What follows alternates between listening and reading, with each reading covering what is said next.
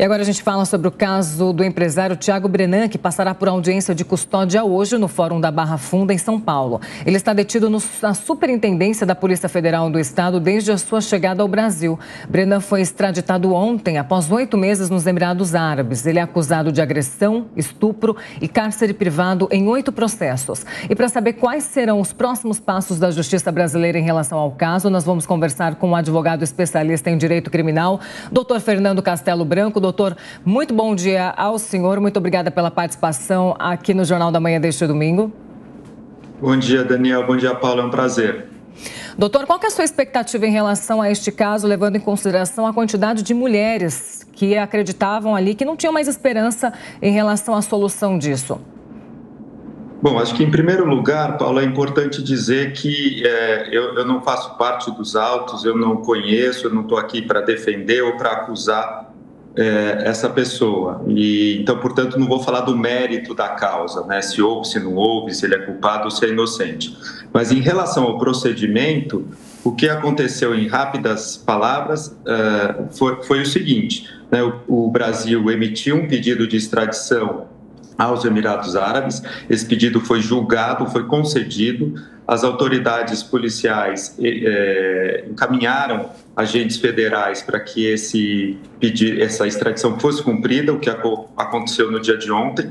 Hoje ele passará por uma audiência de custódia, como você bem falou, que nada mais é do que uma avaliação pelo juiz da causa se, em primeiro lugar, a extradição foi feita da maneira correta, se o acusado encontra-se em condições adequadas de saúde, etc., e depois partirá para uma análise subjetiva dessa prisão, ou seja, se ela ainda é necessária. Poderia ser alterada, por exemplo, para uma prisão domiciliar ou por um uso de tornozeleira, pela obrigação de não chegar próximo das vítimas.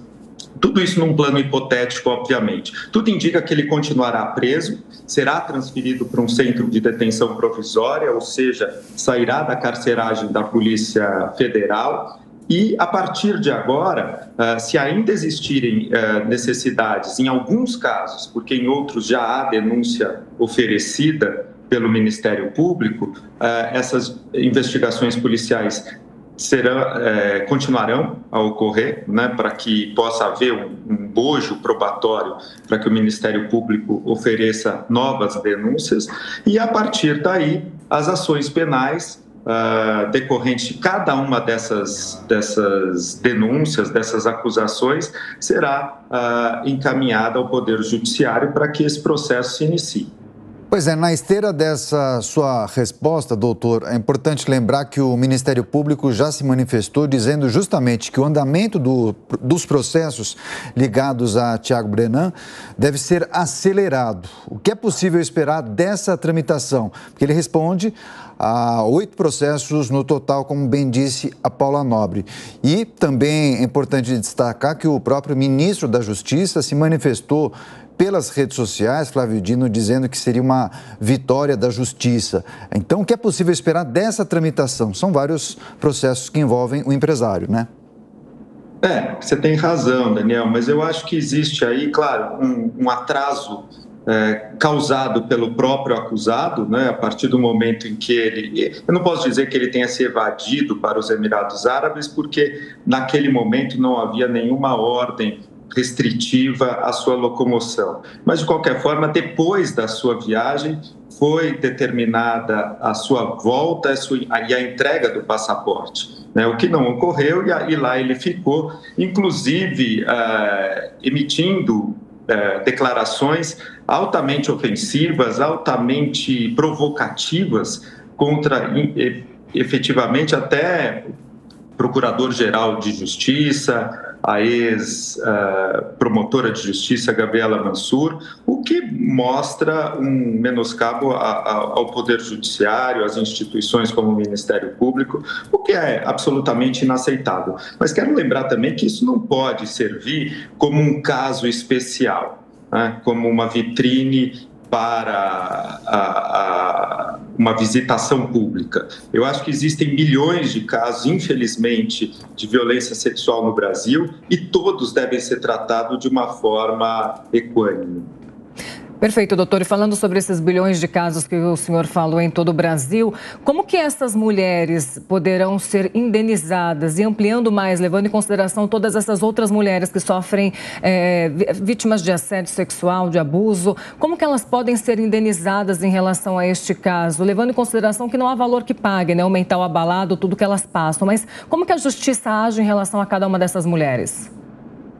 Bom, Paula, é uma pergunta muito boa a sua, porque, em primeiro lugar, os crimes sexuais normalmente, e por questões obviamente práticas e óbvias, ocorrem entre quatro paredes, seja dentro da própria casa, seja em consultórios médicos, seja num terreno baldio, né? Então, às vezes é muito difícil fazer a prova de que esse crime ocorreu. Vamos imaginar os casos em que essa prova seja alcançada, né? Após o processo criminal, é possível que, e constatada a responsabilidade criminal do autor, já se pode entrar com uma ação indenizatória, que nada mais é um título executivo no cível, ou seja, para que o autor do crime pague, ou pelo menos indenize, minimize, como você mesmo lembrou, os danos sofridos pela vítima. Então, não só pela responsabilidade criminal, essa pessoa, esse violador sexual responderá, mas neste caso, o Thiago Brenan parece que tem posses, que tem um dote financeiro minimamente aí, ostentável, né? Ele deveria e poderá responder financeiramente na área civil por esses crimes praticados, sim, indenizando as vítimas. Perfeito. E, doutor, muito obrigada pela sua participação. São casos realmente que nos deixam muito indignados. A gente vai continuar observando o processo desse caso do Thiago Brenan e tantos outros processos que acontecem no Brasil, assim como nós conversamos por aqui. Nós conversamos com o advogado especialista em direito criminal, doutor Fernando Castelo Branco. Doutor, muito obrigada pela sua participação aqui no Jornal da Manhã. A gente aguarda a sua participação mais vezes. Paulo, eu que agradeço. Um abraço, Daniel. Bom domingo para vocês. Muito obrigado. Até a próxima.